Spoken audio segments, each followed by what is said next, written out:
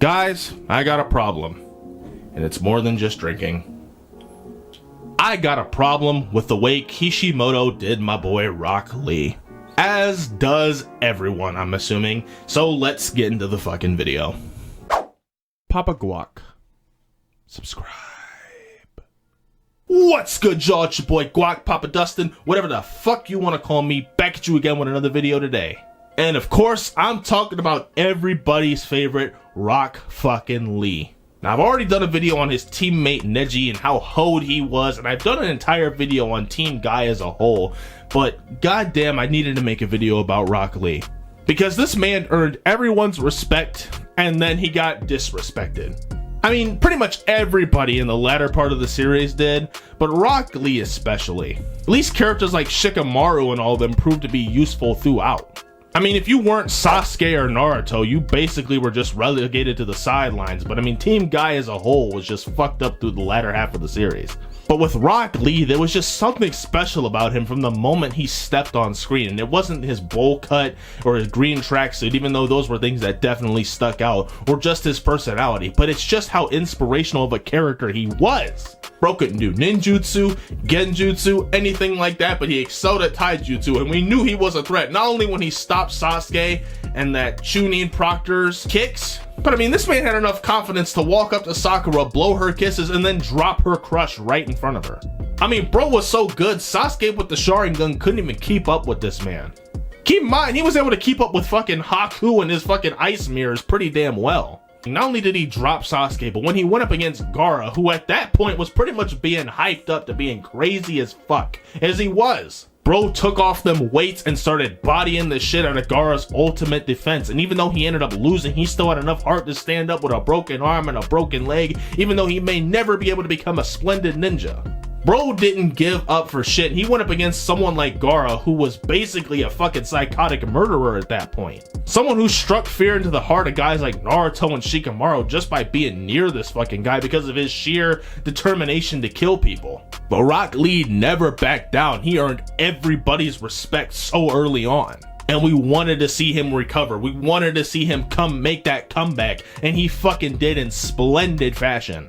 This man went up against Kimimaro, and even though Kimimaro was sick, you gotta give this man heart. Kimimaro and his Kekkei Genkai, his ability to fucking pull bones as fucking swords and shit was fucking crazy. And bro straight up fought against him, and he fought against him drunk. Bro took one sip of that sake and was like, nah bro, it's all hands. That was another iconic Rock Lee moment. I mean, when Rock Lee pulled out the drunken fist and was going up against a fucking Jonin level person like Kimimaro, that shit was cold.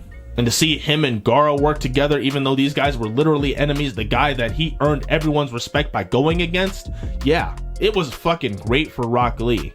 Rock Lee throughout the first half of the series pre-time skip was a fucking beast. You know, even in filler episodes when we got to see him, Neji, and you know, Tenten, when they actually got screen time in filler episodes, he was still a fucking monster. Especially in that Courier Life episode. I mean, bro was straight up eating that black shit like it was crazy. And was real life complimenting the shit out of it. Like, bro was really hype about it. It made me want to eat that shit. But to see his hard work, his determination to make a big comeback, to not back down from any challenge, despite the fact that he's not as talented as people like Sasuke or Neji. We were all standing behind him, and even in the early part of Shippuden, when they were hunting down the Akatsuki members, Deidara and Sasori, he was able to motivate his team to fight against the clones that were set by the Akatsuki in case anyone ever tried to come to their hideout. He motivated them to be stronger than what they were before, to keep on fighting. He gave that motivation to them, that boost of confidence that they needed to defeat them. I mean, bro literally had it all. He had the respect of his peers, he had the respect of us as the fans, and they never fucking did anything with it. I mean, I haven't watched the series in a while, but the only thing I remember really him doing in Shippuden outside of that moment and, you know, the beginning of the series with the Akatsuki was saving Might Guy during the 4th Great Shinobi War, and also fighting against the other revived shinobi. But outside of filler and everything like that, I mean, this man wasn't even there for the Pain fight. I mean, obviously, because, you know, him, Guy, and Neji probably could have cleaned house. But the fact that he was a straight up master of at least most of the gates, even though he never used the 8th gate of death, which I mean is basically an instant kill for you anyway.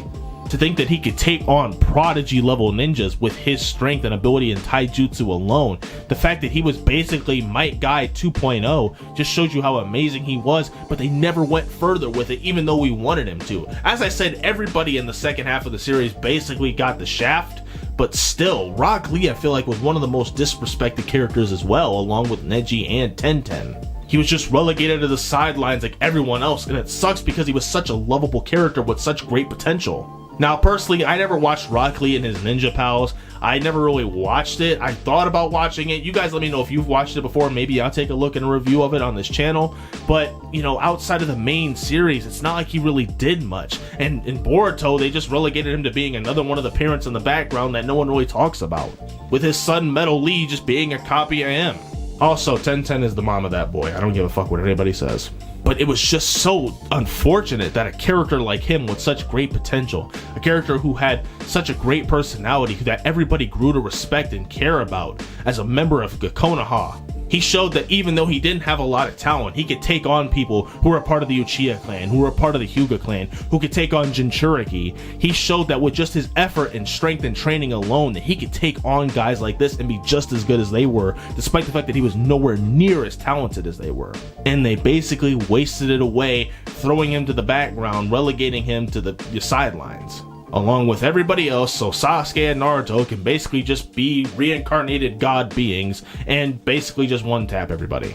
I really wish we would have gotten to see more of Rock Lee in this series, and it's unfortunate that we didn't. But that's just my opinion on this. You guys let me know what you think down in the comments below. Anyways, that's just a quick video I wanted to put out for you guys today about Rock Lee. If I missed anything, you guys let me know. Let me know what you think of Rock Lee down below. Do you think he was a very disrespected character? Do you not like the character? You guys let me know down in the comments. Anyways, I thank you all for watching this video. Be sure to follow me on all my other social media down below. More videos coming soon, and I will see you in the next one. Peace out.